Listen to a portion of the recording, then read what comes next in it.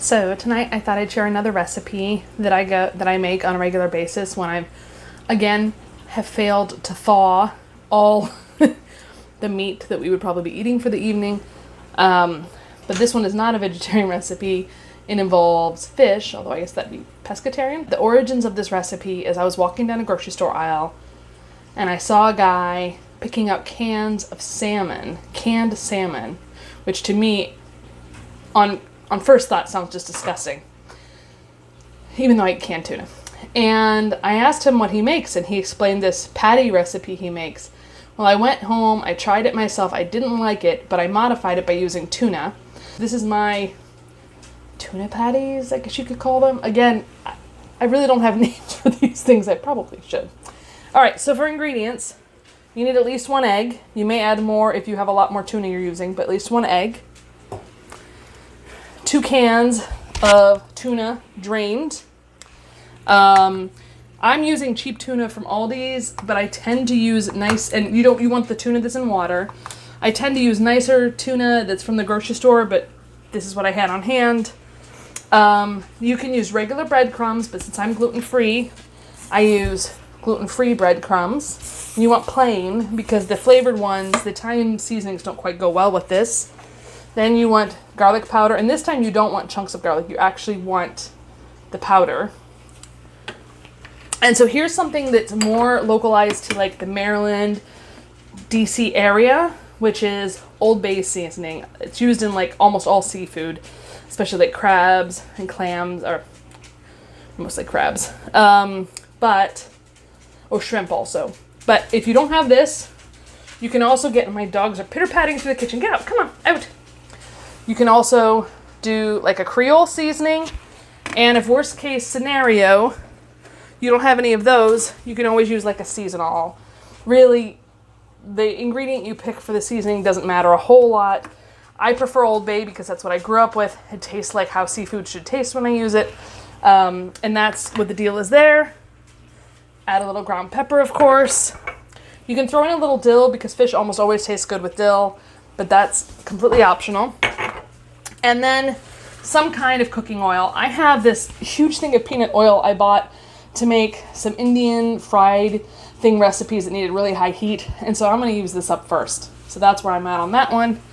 And then you gotta have something nice to sip. So I'm just doing a lime seltzer and a cup of ice. And I like to put a couple drops of aromatic bitters or something like that to make it taste a little bit fancier. Plus, bitters are generally pretty good for you, for your digestive system and all kinds of things like that.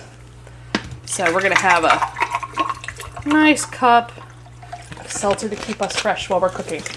All right, the other things you'll need is a mixing bowl. You don't need something too big. And a spoon, although I tend to use my hands. And a frying pan. You'll note this one's a little dented because I did, yes, drop it on its side and it dented in. But we've used it for years and it works great and it has a lot of surface space for frying the amount of things we're gonna be frying here. All right, so let's get started. Okay, so start off by, I don't think I cut it all the way around and now the lid is caught. Gosh, I hate it when I do that. Start off by emptying out. Looks like it didn't drain well enough. That's all right. It'll be okay. I'm left-handed, so I'm going to do it away from the camera, but now I'll turn towards the camera. Started by emptying out your tuna. And the nice thing is you can use cheaper types of tuna for this because it gets disguised by the flavor a lot. Please tell me I cut this all the way around. Okay, good. And this one's much drier looking, but we'll still be okay. All of that nasty, yummy canned goodness. All right. Then the next thing you do is just crack an egg and put it in. Now you can pre-mix the egg if you want, but since this is such a small amount, it really doesn't matter a whole lot. Then you can put the seasonings in next, or the breadcrumbs. It's up to you. I just like to sprinkle in some seasonings because I'm a seasoning girl. So, you know, I don't measure, and I apologize for that. But a little bit of garlic, a little bit of dill,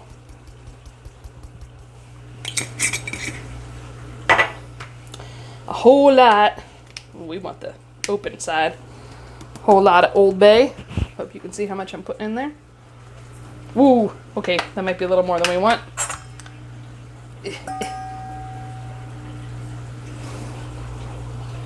Maybe fish out a tiny, tiny bit.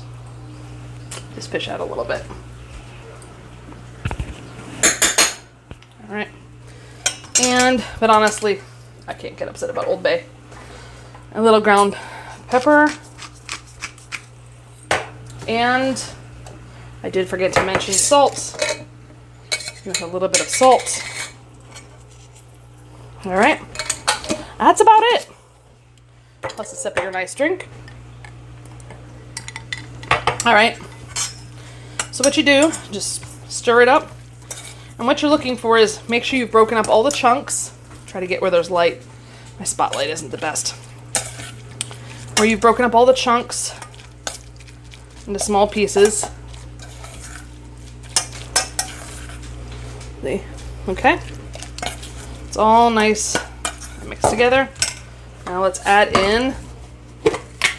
Now again, I'm not measuring, but I try to add enough in. It's probably about 1/4 cup to 1/2 cup. I try to add enough in to help absorb the moisture of the egg. But you don't want this so dry that it doesn't have something to really cook in. So I think that's about right. I'm gonna feel it. The idea is the breadcrumbs and the egg kind of make it so that you can form into patties. So then you just form the patties, which I didn't bring a extra plate for, I should have. And then you put them, I usually just form them and put them straight in the pan. But since I'm showing you how to do it, I'm gonna go wash my hands and get a plate and we'll form them. I should also mention that I apologize if you hear some background noise. It's either my dog's walking back out of the kitchen or the dishwasher, which can be quite noisy, going. All right, so it's funny, but I like to smell it. Yes, it smells pretty good. Probably could use a tiny bit more pepper, but it's not the end of the world. And you want the patties to be, I don't know, depends on how hungry you are and how many people there are. But you know, enough to fit in the palm of your hand, kind of like make a nice little patty of sorts. I think I usually get like, maybe like 5 or 6 out of these. I can't quite remember. It all depends. And I may go, oh, I want to make an even number so my husband and I don't fight over it. You know how that goes, ladies. Or men. Sometimes women want more too. All right, so you just kind of form it like you would a hamburger or any other kind of patty. Just making sure it's all gelled together, even on all sides, not cracked like that. All right, so that's 4. Yeah, I think we can get 6 out of this one. So it's probably like 3 per can, effectively. All right, this might be a big 4th. This is what happens. I'll probably put some of this in another one or make my husband very happy and give him the big, big one. That's probably what I'll do. Now, the good news is because it's canned tuna, the only thing you really have to cook in this recipe is the egg. And honestly, you know, I mean, you do want to avoid like germs and stuff, but you don't really have to do a lot. All right, let me get the pan oil going and I'll check right back in. All right, so here we go. First of all, I will say that with this, we're going to have broccoli. See, I got that going. Probably should put it on more of a high. And I also have a pot of water heating up, which I'm going to use because I forgot on the last grocery trip to buy mini potatoes. So we're just going to have instant potatoes. But you know how that goes. Sometimes you just got to deal with it. All right, let's get this pan going. And unlike the last video, I'm not going to forget to actually turn it on. All right. So I just started on high just to get it heated up, but I probably turn it down to like a 3 or a 4, medium high, for the pan. And I just put them in.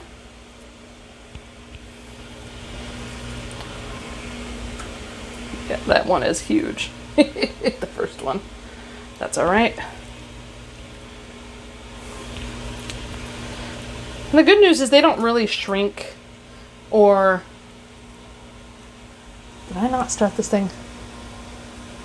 No, it is going. Okay. The good news is they don't really shrink much. Well, actually, not really at all. Because there's really not much water in them, unlike when you have like ground beef or whatever. I did forget one other thing, which is to have a spatula handy. I got a handful of stuff. Oh gosh, we only have the big spatula left. Okay. I don't need a big spatula for something this dainty. Alright, that's enough room. There we go. Alright, so I just basically let this cook for probably like 4 minutes each side. And you can hopefully hear the sizzle, actually more from my microphone probably. I'm going to turn it down to a 4 so it doesn't burn. And I'll check back in a couple minutes. You basically want it to cook until it's a light golden brown. But honestly, if it gets a tiny bit burned, you're not in trouble. Alright, so see you in a second. Okay, so it's been about 3 minutes. I'm just checking. You know, I set the alarm for 4 minutes just in case, because you never know. Oh, that's perfect. That's exactly how you want it. Try to flip over the ones that are the hardest to flip. Oh yeah. Crispy. Beautiful, beautiful, beautiful. Actually, no! This is why I hate this big spatula. Curses. You're messing up my beautiful patties, you big spatula. Very rarely do I cook anything that needs a spatula this big. Maybe like eggs, but then I usually cook like 1 or 2 eggs at a time. So as for how much oil you put in here, I'm going to put another 3 minutes on this. As for how much oil you put in here, you really just want enough for it to be able to crisp up. I just pour enough that it looks like the whole pan has a little bit of oil in it. If you feel like it's not crisping up enough now, you could add a tiny bit more oil if you want. I'd say I probably put in like maybe a whole tablespoon at most. That's probably about what I put in. So you have an idea of what they should look like. And I am going to finish these up, and then I will plate them up and show you how we serve them. And what sauces we like to put on them. You can have them plain, but you can also put some little extra stuff on the top if you feel like it. And sometimes we'll eat these also as a burger. They work great as a burger if you want to do like fish burgers. But I think we're going to eat these without the bread tonight and just do this with the veggies and the potatoes. All right, see you again in a few minutes. Or, yeah, in a second for you. All right, so we got our stuff plated up.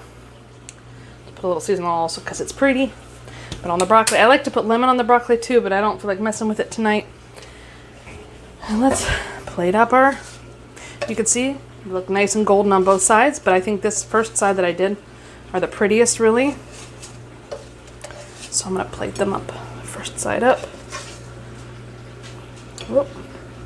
Probably should have planned that a little better. There we go.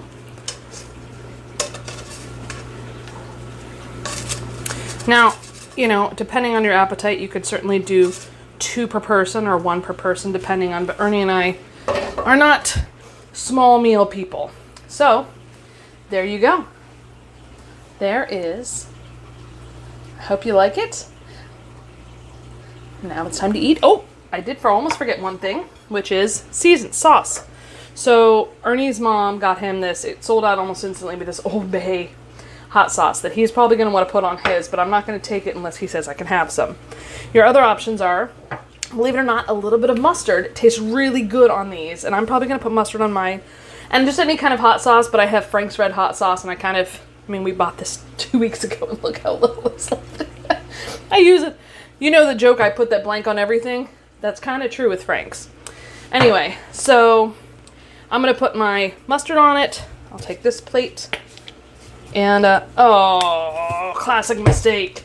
Shake it first. Oh, yuck. All right. Classic mistake. All right. And then you put some mustard on it. And you eat it. Now, you can eat it plain, but I like it with a little bit of mustard on it. All right. All right. Well, that's it. I hope you enjoyed this video.